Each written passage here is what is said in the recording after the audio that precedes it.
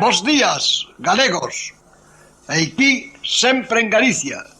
Audición radial ao servizo do arte e da cultura do povo galego que dende o 3 de setembro de 1950 é transmitida todos os domingos. Benvidos, amigos, ao programa Sempre en Galicia. Este domingo, 15 de xunio, acompáñame Francis Queijo. Que tal, Francis? Moi ben. Bueno, pois temos unha mañanciña moi fría, non? Friña, sí. Friña. 10 grados de temperatura aquí. Donde sí fai un tempo estupendo en Santiago de Compostela, na capital de Galicia, 22 grados, con sol. Un solciño en Santiago de Compostela sempre convén. Vamos a empezar con esta muiñeira.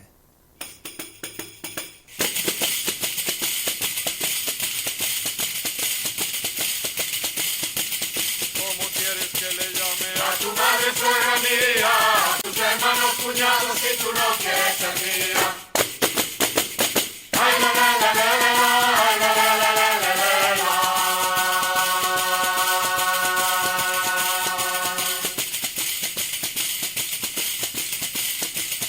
Arrulada extendida, nunca la verás casada, ni portada en rama verde, ni de verda la hoja clara. Ay, la, la, la, la, la, la, ay, la, la, la, la, la, la, la.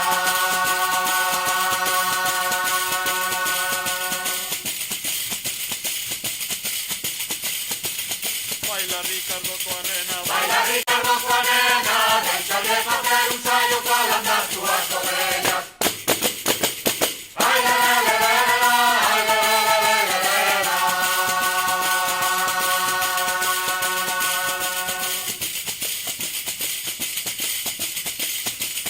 ¿Para qué mandas tocar las campanas del olvido si no puedes apagar el fuego que has encendido?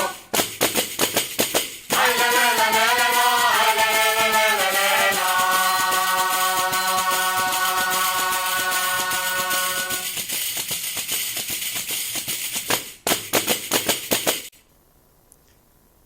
Van alá máis de 20 anos daquel día en que a Xunta de Galicia, que presidía Fraga Iribarne, intentou censurar sen éxito a denuncia coa xestión do afundimento do barco Prestige.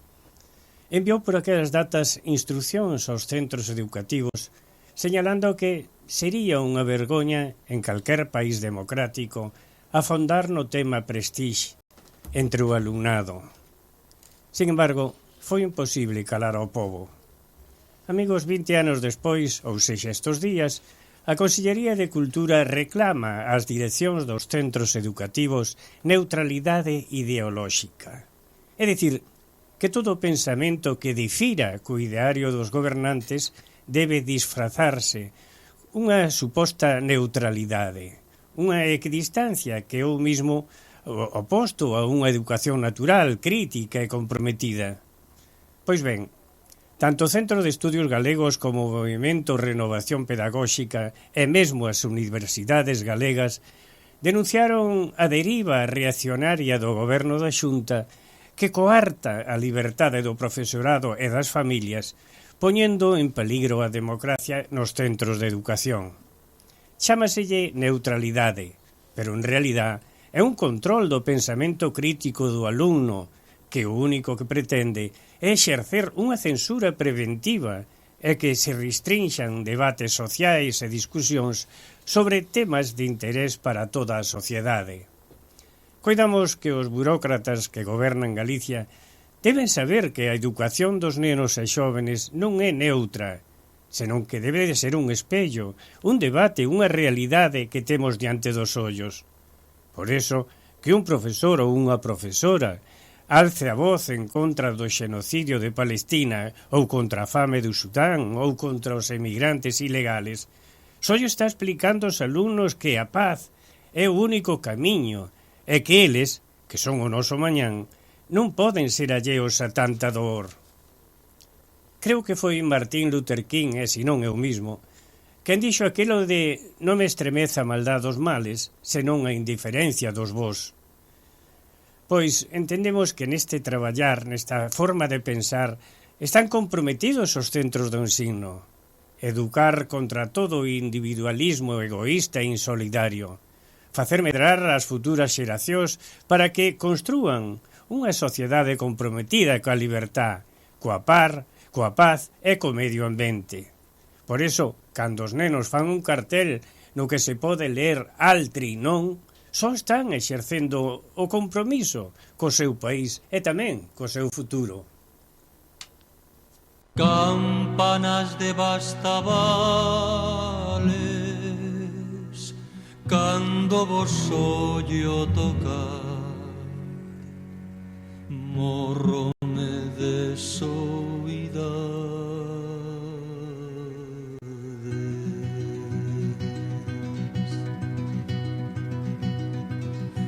Cando vos ollo tocar, campaniñas, campaniñas, cando vos ollo tocar, campaniñas, campaniñas, sin querer torno a chorar.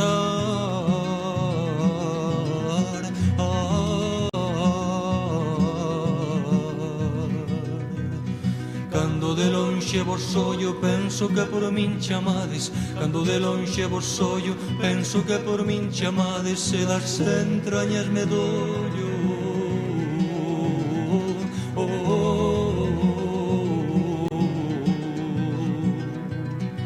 Dollome de dor ferida cantes tiña vida enteira. Dollome de dor ferida cantes tiña vida enteira. E hoxe teño media vida.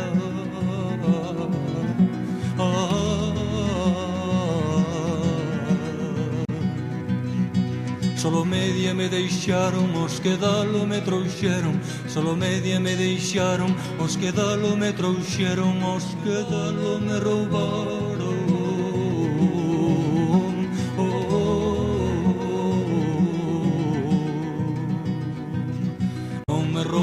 Traidores, hai uns amores toliños. Non me roubaron traidores, hai uns amores toliños. Uns toliños amores.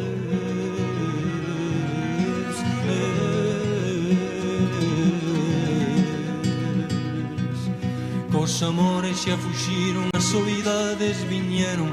Cos amores xa fuxiron, as soidades viñeron. De pena me consumiron.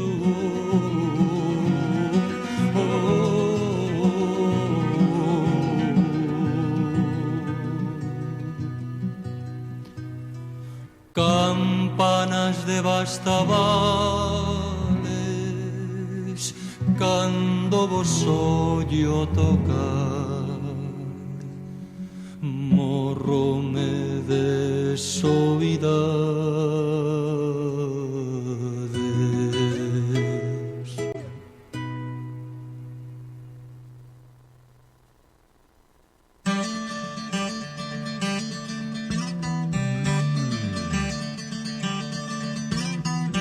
Bergantiños es la ortopedia más completa del Uruguay. Todo tipo de prótesis, férulas y ortesis, miembro superior e inferior. Bergantiños tiene los técnicos más especializados para atenderlos en sus flamantes consultorios. Bergantiños, Chanay Joaquín de Salterain, teléfono 2400-2739. Hola, desde Cucha te queremos invitar a que formes parte de nuestra comunidad en YouTube. Cucha TV es nuestro canal de comunicación que te hará conocer de primera mano todas las novedades de tu compañía amiga. Suscríbete y hacé como miles de uruguayos que ya integran la gran familia de Cucha TV. Cucha, siempre iremos contigo.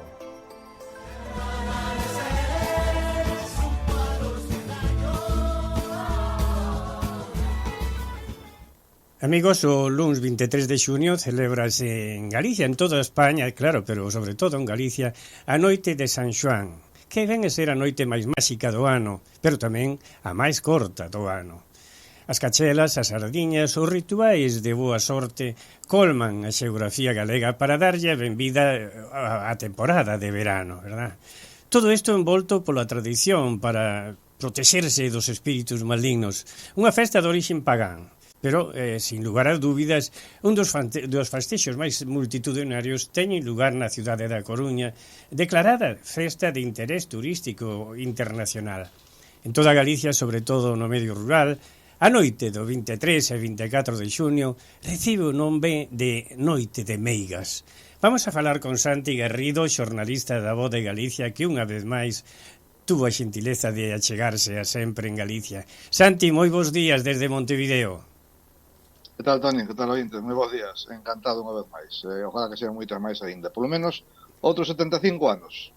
Bueno, eu supoño que xa encargaría las sardiñas, Santi.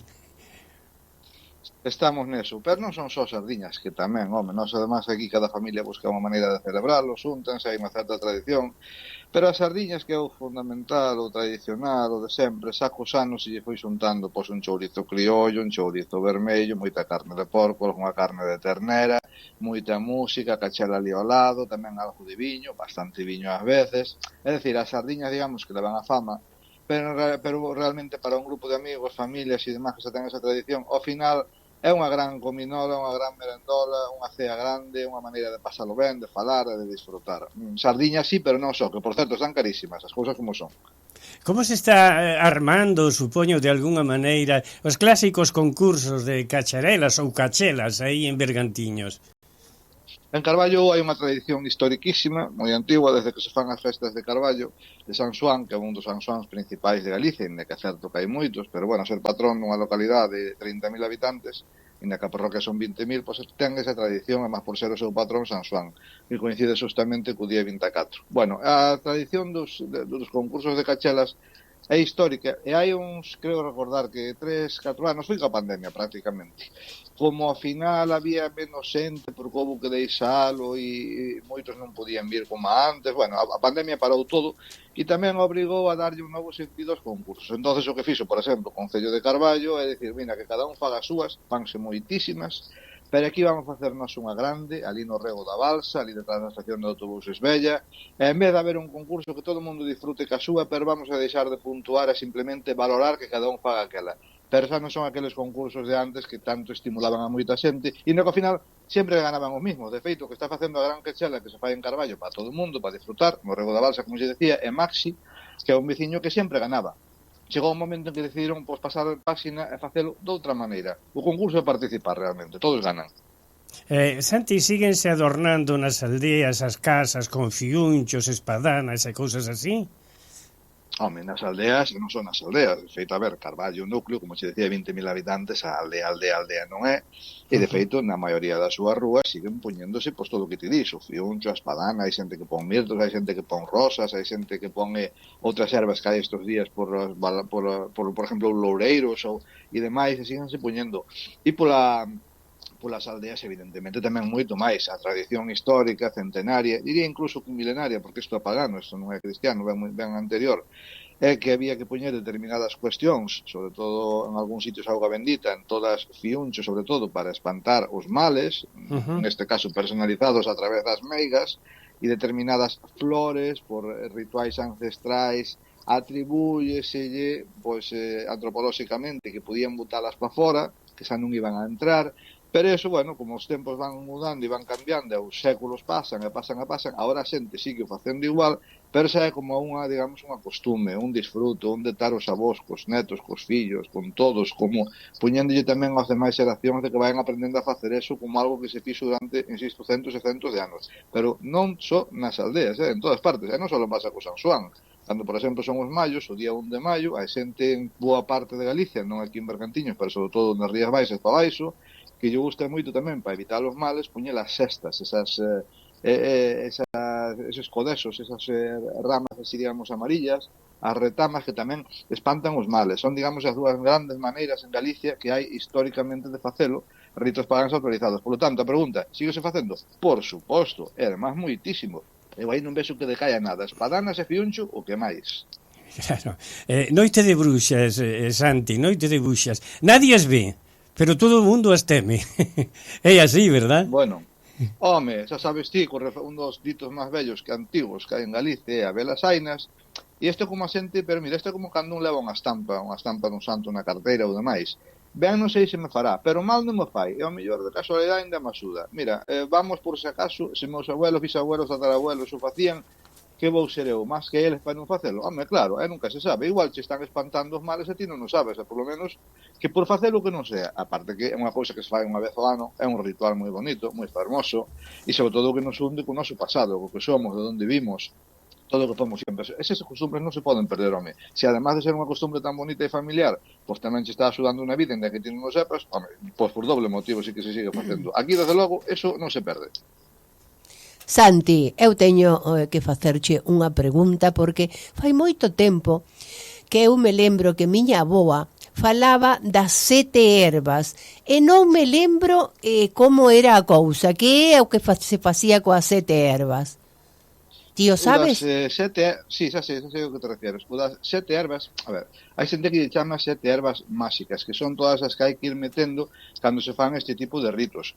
De feito, a ver, isto nos levaría a outro tema, que os antropólogos realmente sí que saben explicarlo mellor, pero o número 7, que en determinadas culturas, sobre todo as indoeuropeas, con moita tradición e moita maxia, lévate a todo. Por exemplo, hai zonas abaixo onde hai que tomar 7 ondas cando hai marea alta para coller determinados embarazos ou conseguir que te embaraces e demais. Bueno, pois as 7 ervas son as 7 ervas que habías que poñer no ramo, despois meter na auga, e en cada sitio, polo que fomos escoitando habitualmente, a veces non eran 7, eran 6 ou foron 8, pero foi quedando o número de 7. E todo o mundo metía romero, todo o mundo metía hinojo, que é o fiuncho que decimos en Galicia, todo o mundo metía o mirto, sobre todo polo tema do olor, a xente metía o loureiro, a xente metía tamén unha erva aromática, que en algúns casos eu teño sentido que era a menta, en outros era a abelleira, todo o mundo metía a ruda, que era máis unha erva moi sanadora, pero insisto, os que eu iba aprendendo pola miña zona, despois cando falabas con outra xente das Rías Baixas e de outros sitios, eles xa non coincidían exactamente en todas. Entonces, claro, un dicían, pois hai que meter a melisa, ti non metías melisa. Outros dicían, a erva luisa, ti non metías a luisa. O vieiteiro, por exemplo, que é o que chaman o saúco, pois nós, por exemplo, sí que o metíamos, outros non. Inda que se leen moitas veces moitos sitios que as 7 son as mismas, eu, a miña experiencia, xa non son un neno, fun falando con moita xente, coinciden 3, 4, 5, pero as 7 eu nunca dei atopado que coincidiran en todas partes. Tamén é normal, non en todas as partes se dá exactamente o mismo. O pasa que por este tempo, claro, cando estoupan. Pero hai un grupo aí fundamental que son o romero, o saúco, o vieiteiro, o sabojeiro, como lle chaman. E a erva, eu penso que a erva luisa tamén, porque eu lembrome que miña avoa nomeaba moitísimo a erva luisa. Sí, por eso citei, pero por exemplo, acabo de citar a erva luisa, que eu teño escoitado a outra xente, a bastante xente, pero por exemplo, na miña zona de onde eu son, pois non botábamos erva luisa, nin a botamos, porque non hai, non se dou, nunca demos por plantar, pero sí que acerto con outros sitios, sí que teño escoitado. Tes razón, porque miña avoa era de Pontevedra. Santi, bueno, Santi, vamos a seguir cas tradicións, cas vellas tradicións que se remontan, eu que sei, sabe Dios cantos anos, como por exemplo a bendición das leiras e dos animales, non? Eso tamén depende de moitos sitios. Por exemplo, pasa que, mira, este tipo de cuestións, as bendicións, cada un fala como aprendeu. Por exemplo, cando é o domingo de Ramos, que é o primeiro domingo da Semana Santa, o segundo o de Resurrección, o domingo seguinte, cando se bendicen a auga na igrexa, o que facemos, por exemplo, nunha zona amplísima de onde eu son, é con esa auga ir a bendecir, a botar tamén unhas pinqueiras polos sitios. Coa auga é moita xente que fai a co ramo, poñer unha poliña e tamén espetala en cada unha desas leiras ou campos. Nós, por exemplo, na miña casa, seguímoslo facendo. Se por un casal non podes ir ese día a misa a iglesia onde se bendiciron, tanto o ramo como a auga bendita que traes, pides a un veciño, un familiar, alguén que che fai de favor e demais. Os animais, depende tamén, por exemplo, onte, ose día 15, Antón foi San Antonio, non? Antón foi San Antonio de Padua, que é un santo con moitísima tradición en Galicia. En Galicia hai moitos santos que, máis alá de que sea festivo, non teñen moitísima tradición, moitísima. Desde o San Martiño, polos motivos evidentes, ou todo culinarios e demais, hasta, obviamente, o San Xoán, e tamén o San Antonio. Pois San Antonio, en moitísimos sitios, fan a bendición dos animales. Claro, hoxe en día xa non hai animales como había antiguamente, que todo o mundo tiña animales para traballar na casa, sobre todo as vacas, bois algúns, e outros que tiñan que medrar sanos, como os porcos e demais, para comelos. Hoxe en día xa non hai. Que fai agora moita xente o día de San Antonio en aqueles sitios onde se celebra? Pois o que van a levar é mascotas. Por exemplo, San Antonio de Agualada. que de aquí de cerquiña, que además ten moita tradición. San Antonio de Agualada Antonte, o cura bendeciu bastantes mascotas. Xa non se bendicen vacas, pero eu si recordo eu de pequeno ir con meus abuelos a San Antonio de Agualada a bendecir as nosas vacas. Pero que además hai sitios, hai parroquias que para, digamos, que haxa unha certa distribución, porque se houbera un sitio solo, todo o mundo teria que ir aí, e non todo o mundo pode ir, por distancia, por tempo, por mil de cousas. O que fan é adaptarse. Por exemplo, na miña parroquia, San Clemenzo de Paz do Zas, nós facíamos a bendición dos animales o día 3 de xullo, que é o día seguinte ao noso sacramento, porque nós tiñamos ese día para nós. Entonces levábamos a vaca a misa directamente, ali se bendecía. Cando é San Adrián, que suele ser o 16 de xuño, xa fui que é mañán precisamente en San Adrián, celebrase en moitos sitios, non en todos, pero por exemplo en San Adrián de Verdes, en San Adrián de Toba, en San Adrián da Piña, en Sofán, por exemplo. Eu teño ido a Piña, non a levar animales, que non me correspondía porque non son da zona, pero eu teño visto ali, teño escrito ali artigos da xente que as vacas na porta da capilla da Piña, a faloche hai 25 anos. Polo tanto, bendición de animales e de leiras, moitas. En todos os sitios o mesmo día? En absoluto, absolutamente non. Hai uns días importantes, os San Antonio e demais, pero nada máis. Por exemplo, en Carballo, a bendición dos animales faise, como se estou dicindo, en San Adrián da Piña, que é o 16 de xuño, pero tamén a fan en Noicela, por exemplo, donde é, ademais, agora que me acordo de Noicela, un famoso gaiteiro que tendes por aí de 103 anos, pois aí xa fixeron hai casi un mes, ali levaron agora pois moitas mascotas. É dicir, o importante desto, síguese facendo, síguese celebrando, pero adaptado aos tempos e cada sitio dunha maneira diferente agora cada vez máis con moitas mascotas. Hai moitos anos sería impensable levar un can a unha iglesia a bendecir, sería impensable. Pois hoxe en día son a maioría, porque os tempos mudaron e a xente ten moitas máis mascotas que antes non tiñan. O máis importante de todas estas improntas que nos estás contando, o sujeto importante nestas festas é o lume, verdad? Porque desde os tempos dos druidas tiñan o lume como algo que purificaba. A queima das roupas, por exemplo, verdad, Santi? Sí, a ver, o lume, hoxe en día temos 100.000 elementos de todo tipo que nos rodean, 100.000. E desos 100.000, 50.000 están ligados á tecnoloxía. Pero durante miles de anos tuvemos moi poucas cousas no noso entorno, moi poucas. Tuvemos a luz e a oscuridade, tuvemos o lume, tuvemos a auga, tuvemos a roda, tuvemos elementos fundamentales para desenvolvernos durante moitos anos. Por lo tanto, esos elementos que nos marcaron a vida durante milenios, a todos, é normal que se teñan en conta en determinados momentos. Hoxe en día non, antes sí. O lume, por exemplo, é un elemento fundamental de celebración en todas as culturas celtas. Os lugnach, que chaman os celtas, no idioma gaélico e demás, é impresionante. O dios Lug, como chaman os celtas, que chaman o Lug en uns casos e Lug en outro máis. É unha deidade da mitoloxía celta que se implantou moitísimo en boa parte do que é agora Inglaterra, dunha parte do que é agora a Bretaña francesa, dunha parte do que é agora o norte de Galicia e o norte de Asturias e demais, e ese lume, esa maneira de celebralo, de honralo e de agradecerlle que nos dá a vida, porque o lume é unha das cousas que tamén che permite dar a vida, pois dou lugar a celebracións paganas como outras moitas. Isto nos levaría a Navidad e nos levaría a Semana Santa. E o que fixo o cristianismo no seu momento foi que aproveitaban esas fechas que casualmente sempre coincidían ou con un solsticio de inverno de verán, ou coa primavera, que cando se celebraban, outras veces ligadas ás colleitas, por exemplo, as festas das colleitas. Entonces, collemos esos elementos que fundamentalmente sempre adoramos, a veces o sol, ás veces a luna, é dicir, aquilo que nos caracterizaba, non outra cousa. E eso había que honralo. E nós seguimoslo facendo nos momentos do ano en que coincidían, porque o sol estaba dunha maneira e a luna doutra, como facían antiguamente os celtas. E eso perviviu hasta hoxe. Cada un foi adaptando. Bueno, a Navidad é o exemplo máis tremendamente clásico do San Nicolás que chegou a América, que depois se transformou por publicidade en Papá Noel e demás, pero ten sempre un sustrato, pero é un sustrato moi simple. É dicir, somos persoas simples que durante siglos buscamos sempre que hai na trascendencia, que hai algo máis. Buscábamos elementos que nos puderan justificar e agradecer e honrar e non molestar e, digamos, agradecer que estamos aquí por eles. Bueno, pois o lume é un máis, é normal, e cando se ve, pois vese precisamente agora na transición da primavera ao verán, cando xa estamos preparados para recibir as colleitas, cando xa facemos esas grandes festas, que hoxe en día nadie se pensa, nadie vai a mirar no libro na letra pequena, na mitología, que significa. Simplemente o que facemos é celebralo, como fixeron nosos pais, avós e demais, correr alrededor do lume, saltar para tamén espantar os males, facer os saltos todos, ás veces 3, ás veces 5, ás veces 7, ás veces dando unha volta, ás veces non dando, se foi variando.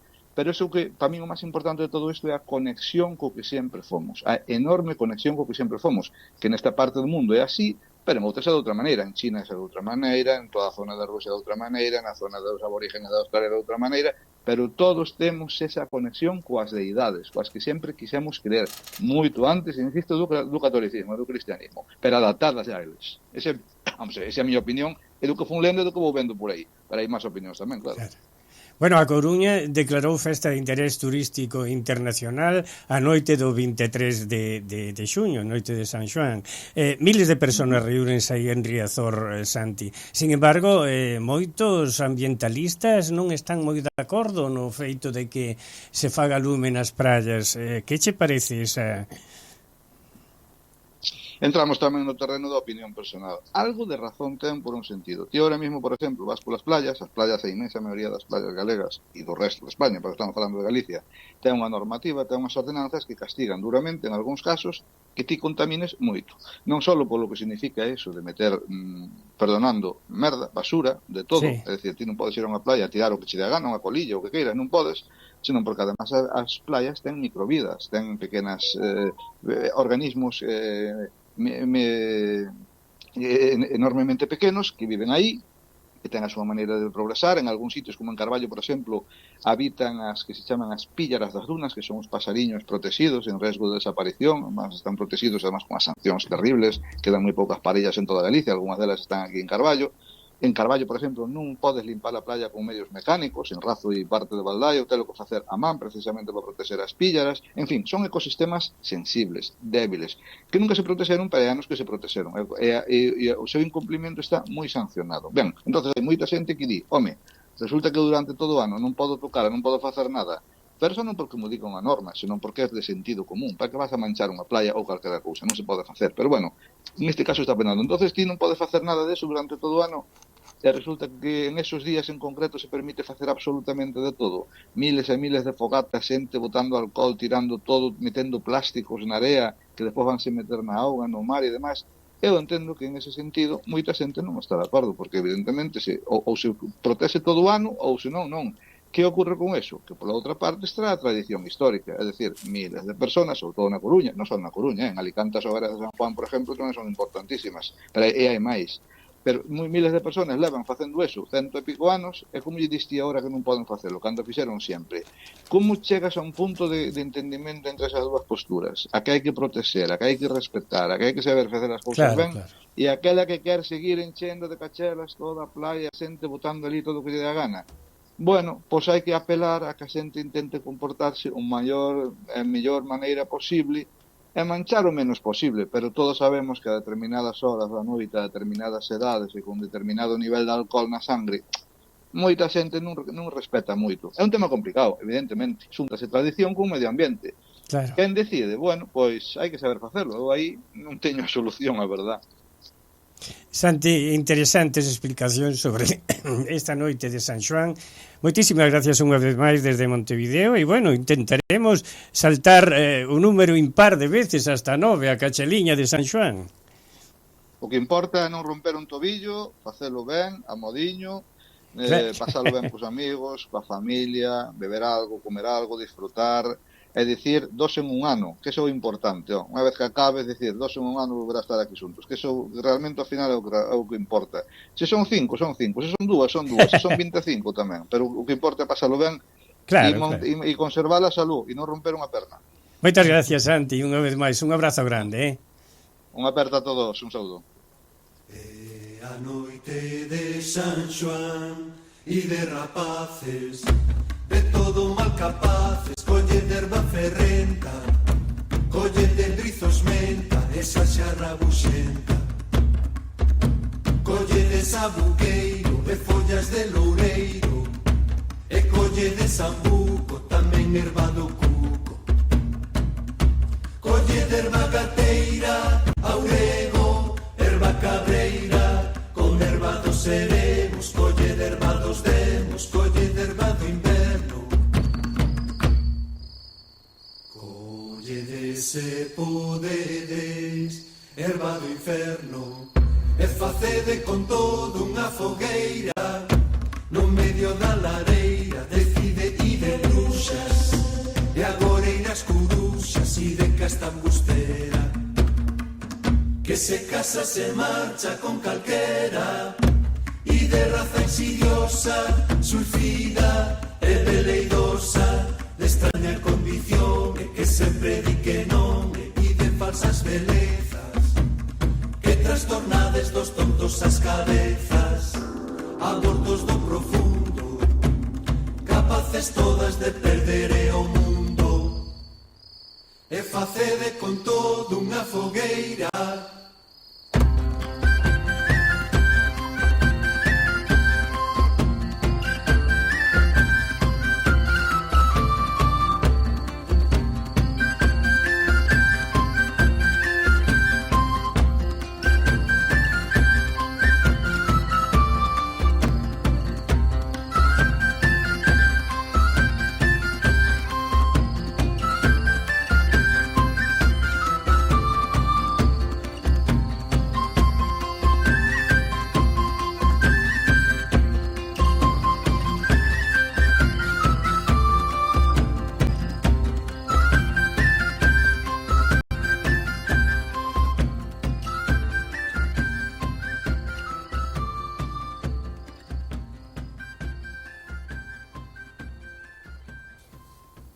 Bueno, vamos cas novas que nos chegan dende Galicia. Empezamos por esta tan curiosa, ¿no? Curiosa como importante. Os nenos do Colegio de Muras mandaron unha carta á UNESCO. O pasado 21 de maio, co gallo do Día da Diversidade Cultural, o legado activo Beiras Cal enviou á presidenta da UNESCO un exemplar numerado da primeira edición do discurso Alba de Gloria de Castelao, xunto cunha carta manuscrita feita polas nenas e os nenos do cole rural Antía Cal para solicitarlle apoio nas medidas a favor da lingua galega. Un anaquiño da carta que escribiron os nenos di así: Aquí somos só 15 alumnos e alumnas e 2 mestras, pero temos moito que contarvos e algo moi importante que pedirvos. O galego sempre foi a lingua que máis se falou, a que usaban os nosos avós, pero agora, pouco a pouco, está a desaparecer tamén entre nós. Por iso escribimos vos con todo o corazón, porque non queremos que se perda todo isto. A nosa escola é moito máis que un lugar para aprender, e onde aínda se pode escoitar o galego. A Ribeira Sacra, paisaxe de auga, será a única candidatura de España ao Patrimonio da Humanidade para o ano 2026. O conselleiro de Cultura, Lingua e Xuventude, José López Campos, anunciou o pasado xoves 12 de xuño a visita no mes de outubro deste ano a Ribeira Sacra de consultores da UNESCO, dentro dos pasos establecidos no tramo final da candidatura a Patrimonio Mundial, que será avaliada en xuño de 2026. Estamos convencidos do valor deste territorio e por iso confiamos en que acade o merecido recoñecemento, aseverou o conselleiro. López Campos fixo fincapé en que a candidatura presenta unha paisaxe construída co uso da auga dun xeito novidoso, que non está presente aínda de xeito suficiente na lista de Patrimonio Mundial. Bueno, o salmón ibérico estáse a extinguir. A mediados da década de 1970 capturábanse por tempada unha media de máis dun milleiro de exemplares de salmón. O ano pasado, nos ríos galegos, pescáronse só 40.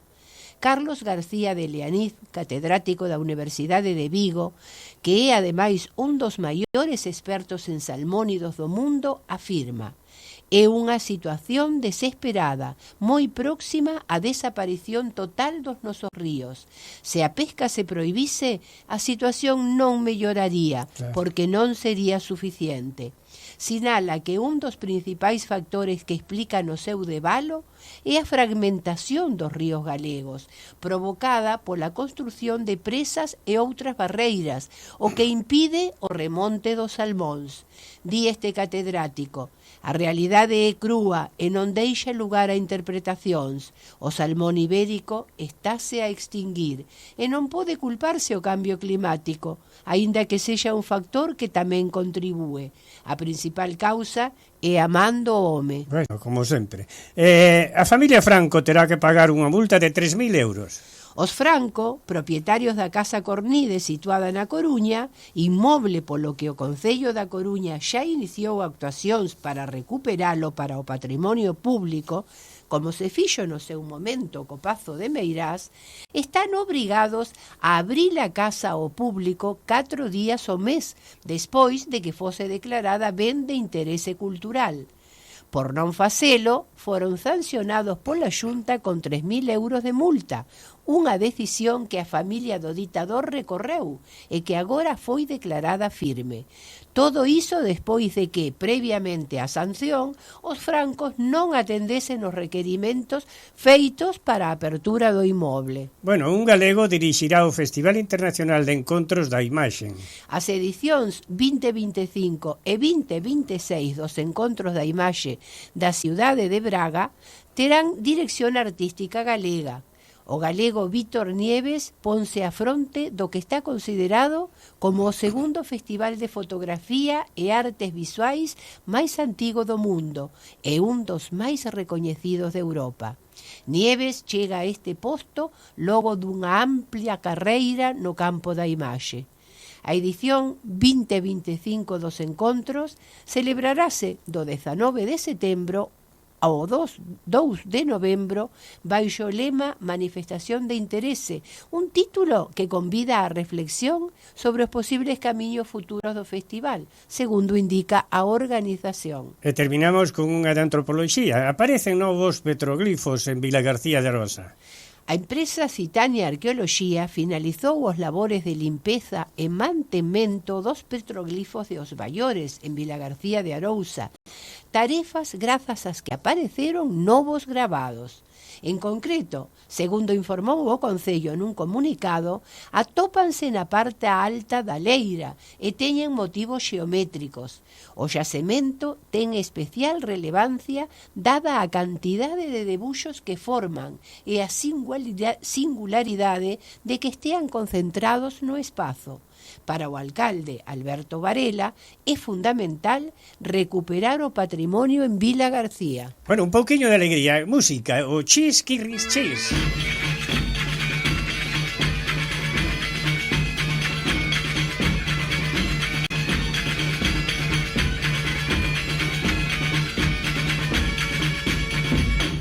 Si ti non fuches os mares, non sabes lo que pescar. Si ti non fuches os mares, pescas os muses a paos, ai, e con crollos os calamares. Con crollos os calamares, ai la lelo, ai la la la. Polo chisquirichis, o dianjo do chis, de piña more. Polo chisquirichis, o dianjo do chis, os chinches soliño que.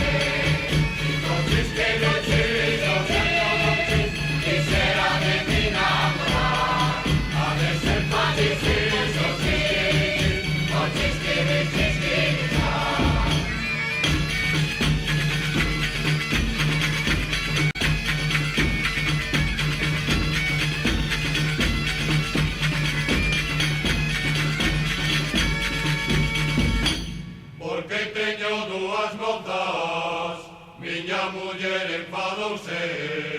Porque teño dúas mozas, e non me enfado con ela, e máis ela ten dúas sogras. Máis ela ten dúas sogras, ai la lelo, ai la la la. Polo chisquirichis, o dianjo do chis, de piña more. Polo chisquirichis, o dianjo do chis, os enches soliño que. Si no chisquirichis, o dianjo do chis, quixera de ti namorar. A veces más difícil o chisquirichis, o chisquirichis quizá.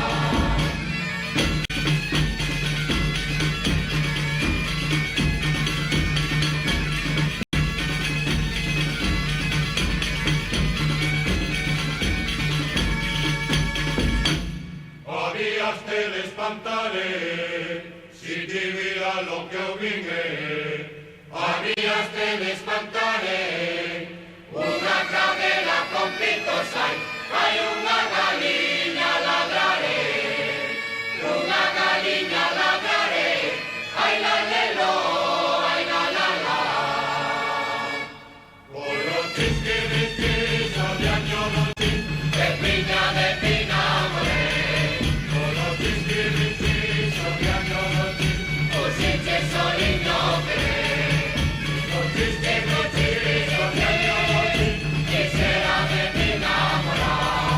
A veces más difícil, o chisquiriquis, o chisquiriquis, Amigos, con tremendo pesar damos conta do falecemento fai uns días do señor Eduardo Alonso, un timón importante da nosa colectividade e un verdadeiro dicionario das institucións galegas aquí en Uruguai. Nacido en Ourense, pero sempre tivo un cariño especial polo centro pontevedrés a onde se dedicou parte da súa vida. Eduardo había estado, como tantas veces, aquí en esta mesa de radio, comentando anécdotas, vicisitudes e historias da nosa colectividade, que agora síntese orfa deste home bo, xeneroso e exemplar, pero tamén un verdadeiro cabaleiro de Galicia. Pero tamén, ademais, nós perdemos un amigo que non se pode igualar, sempre disposto a botar unha man nos problemas que iban aparecendo en toda a colectividade galega. Que descanse en paz este entrañable e querido galego e, sobre todo, un amigo de sempre en Galicia. Pero como a vida sigue, temos que dar máis información da nosa colectividade. Reiteramos o comunicado da Delegación da Xunta de Galicia que informa que hai 150 becas para cursos de formación técnica con 2 anos de duración que inclúen prácticas laborais. Os requisitos son ter nacionalidade española, ter entre 18 e 45 anos e estar vinculado a Galicia, xa sea por nacemento ou por descendencia. Mais información podéis atopala na web www.edu.xunta.es ou directamente na oficina da Delegación da Xunta en Montevideo, na Rúa Maldonado 1045. Hai tamén un programa de reencontros, E verdad? tamén temos o programa Reencontros con Galicia 2025, que é para maiores de 65 anos que non teñan participado nas viaxes desde o ano 2020 en adiante e que podan valerse por sí mesmos. Claro. O prazo de presentación é ata o día 27 de xuño, preferiblemente por vía electrónica, pero tamén podedes concurrir á oficina da Xunta de Que máis Galicia noticias Montevideo. hai, Francis? A institución Unión Hijos de Morgadanes festexa o San Xoán coa presentación do espectáculo Un viaje de fuego e memoria da agrupación folclórica galega Xuntos, un grupiño de xóvenes de todas as asociaciones galegas. Iso será o sábado 28 de xuño e a entrada inclúe espectáculo, queimada e rosquillas. Que che parece? Tamén temos no Centro Gallego que fará o vindeiro sábado 21, o sábado que ven, tamén dándolle a benvida ao solsticio de xuño, un gran festival da queimada polo San Xoán. Será ás 20:30 horas no Polideportivo de Carrasco. E agora o patronato, non? E agora o patronato. E o primeiro vamos a dicir que o grupo, o Son da Ruxidoira, de Lorena Beco, estivo onte, que ben. tivemos a noticia moi tarde porque mandou unha luciña cando volveu porque foi en Costa Azul. E como estaría? Estaría bárbaro, non? En Canelones, moi ben. Bueno. O Son da Ruxidoira, que é o grupo de danza e pandeireta do patronato que dirixe Lorena Beco.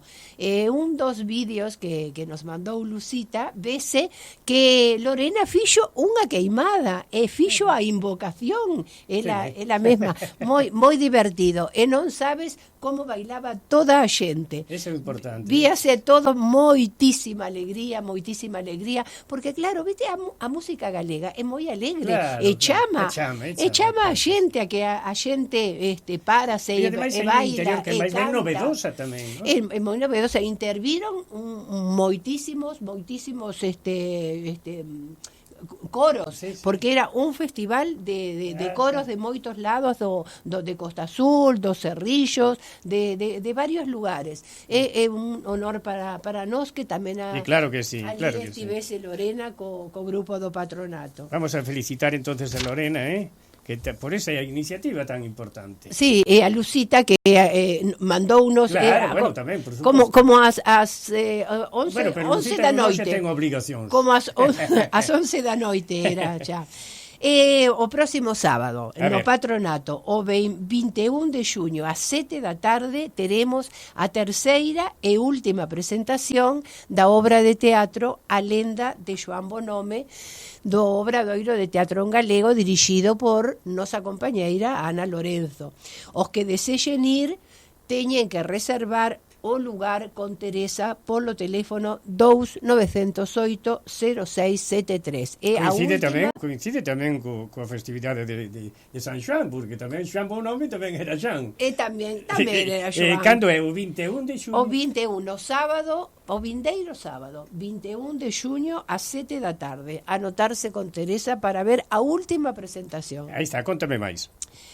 E despois teremos o día 27 de xuño ás 7 da tarde a presentación do libro de Marisa Barrio, La vida inolvidable, titúlase. Trátase dunha novela breve que conta as vicisitudes da vida dunha muller. O libro ten poemas, cancións e relatos. Que Así ben, pois bueno. que o día 27 de xuño todos no patronato a acompañar a Marisa na presentación deste libro dela. Tema musical, Farruco.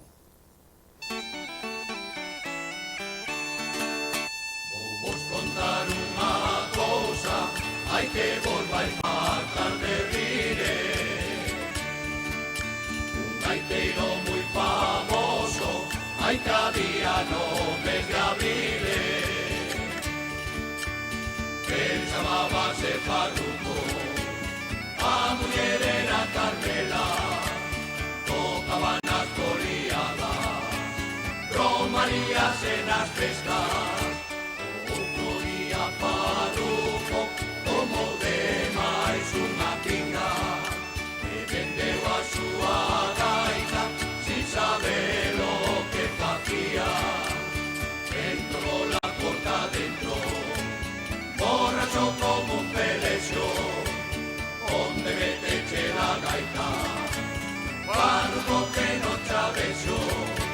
A miña gaita Carmela vendida na foliada, pois estaba acabadiña e bella xa non tocaba.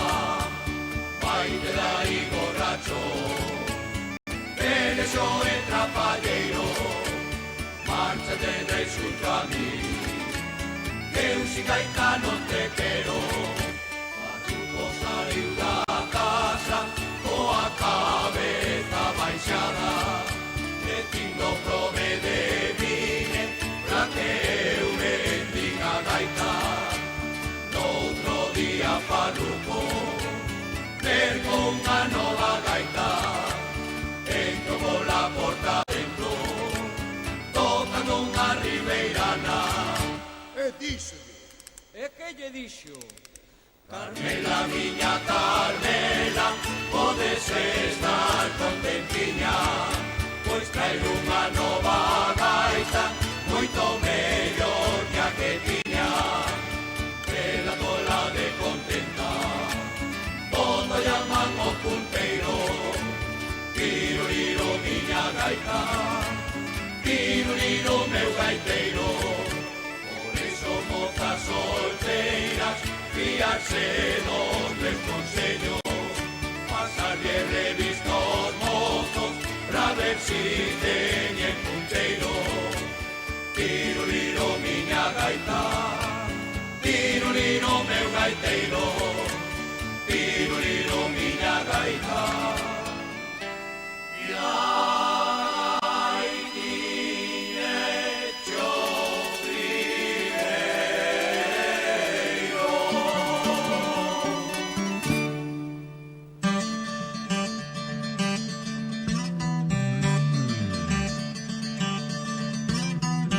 Bergantiños es la ortopedia más completa del Uruguay. Todo tipo de prótesis, férulas y ortesis, miembro superior e inferior. Bergantiños tiene los técnicos más especializados para atenderlos en sus flamantes consultorios. Bergantiños, Chanay Joaquín de Salterain, teléfono 2400-2739. Hola, desde Cucha te queremos invitar a que formes parte de nuestra comunidad en YouTube. Cucha TV es nuestro canal de comunicación que te hará conocer de primera mano todas las novedades de tu compañía amiga. Suscríbete y hacé como miles de uruguayos que ya integran la gran familia de Cucha TV. Cucha, siempre iremos contigo.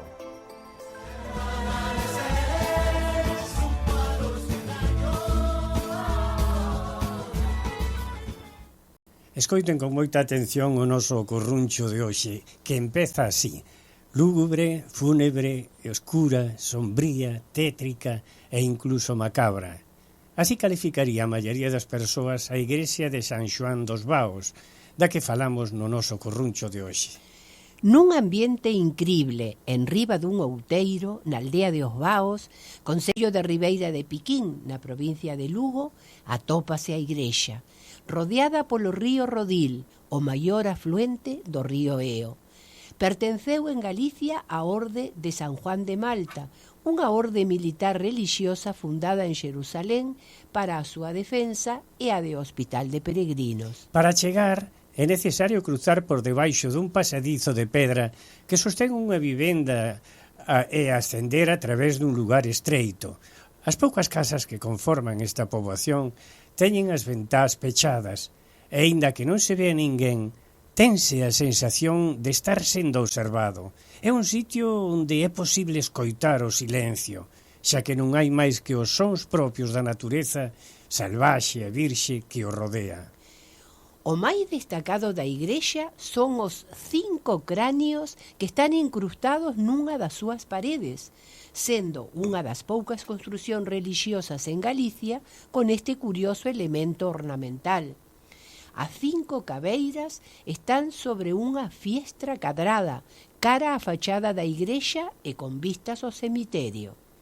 Os cráneos atópanse de forma ordenada, visibles, nunha disposición xeométrica, formando unha especie de triángulo.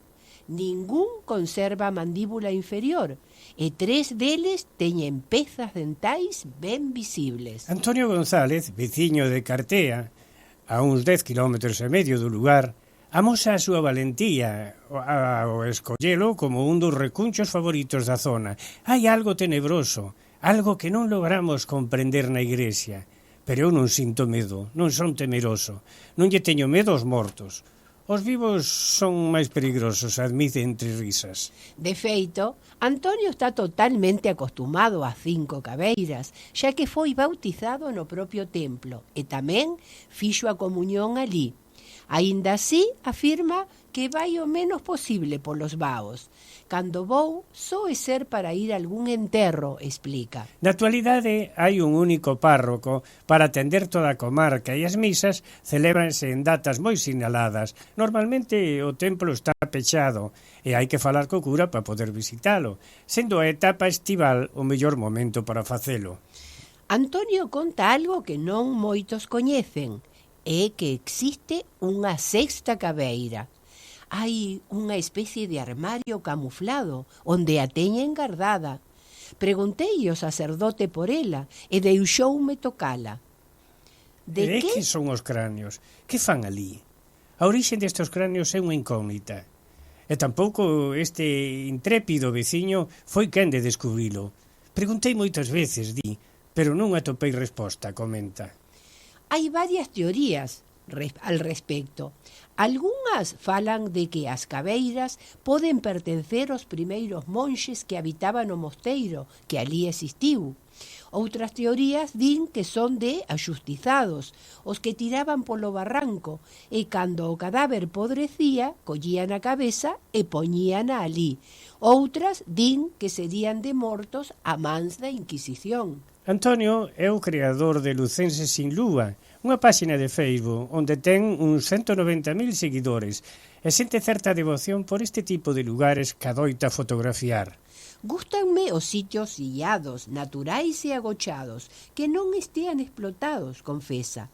As características da igrexa adáptanse perfectamente a este gusto, con 5 habitantes no lugar e unha mística que sempre estará presente. Pero non só en San Xoán dos Baos atópanse cabeiras. Hai outros 2 lugares documentados na conca do río Ebo que tamén teñen cráneos nas súas paredes. Outro lugar con cabeiras atopámolo na igrexa parroquial de Santa Comba de Órrea, no concello de Riotorto. Aquí asentouse durante a Idade Media un mosteiro feminino. Ao pasar pola porta principal, no interior, á man dereita, incrustada nas paredes, hai unha pía de auga bendita decorada con volutas, que antes foi o capitel prerrománico de unha columna. E sobre a pía, encaixada na parede, aparece unha cabeira humana. Está disposta de fronte, mirando directamente ao altar maior. Carece de mandíbula inferior e non conserva ningunha peza dental. Neste caso, dice que a cabeira é dunha monxa do antigo mosteiro. Finalmente, o terceiro lugar é a igrexa parroquial de Santa María do Conforto, no concello de Pontenova. É un centro mariano situado nun val surcado polo río Turia, afluente do Eo. Entrando pola porta lateral do sur, á altura do cruceiro, na mesma parede, á man esquerda, sobre unha pía de agua bendita, hai unha cabeira humana. Está coa cara para dentro e mirando o interior do templo, aínda que non directamente ao altar maior. Carece de mandíbula inferior e non conserva ningunha peza dental. O conto é que calquera das 3 iglesias non son lugares para visitalos pola noite.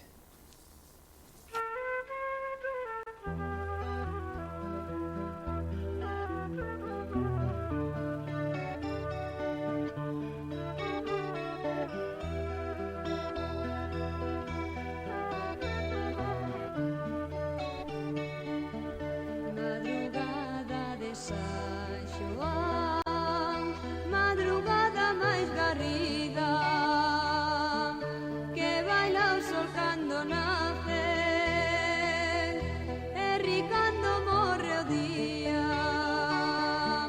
Onde vai Nosa Señora, onde vai Santa María, vai cara a banda do mar, vai cara a banda da ría. Que dis a dixe, que dis Santa María, cal será meniña cal, que colle a frol da auga fría, non será da mañá. Amigos, foi todo por hoxe e volvemos o domingo ás 9 da mañán aquí en Sempre en Galicia. Que pasen moi ben, feliz semana, Ata o domingo. Filla do rei de Galicia, non hai outra como ela, tan feitiña e tan bonita, caqueles seus ollos claros, do color da auga da ría. Sempre en Galicia, fina a súa audición de hoxe e voltará o domingo ás 9 da mañán para traervos verbas e cantigas. Saúde e terra.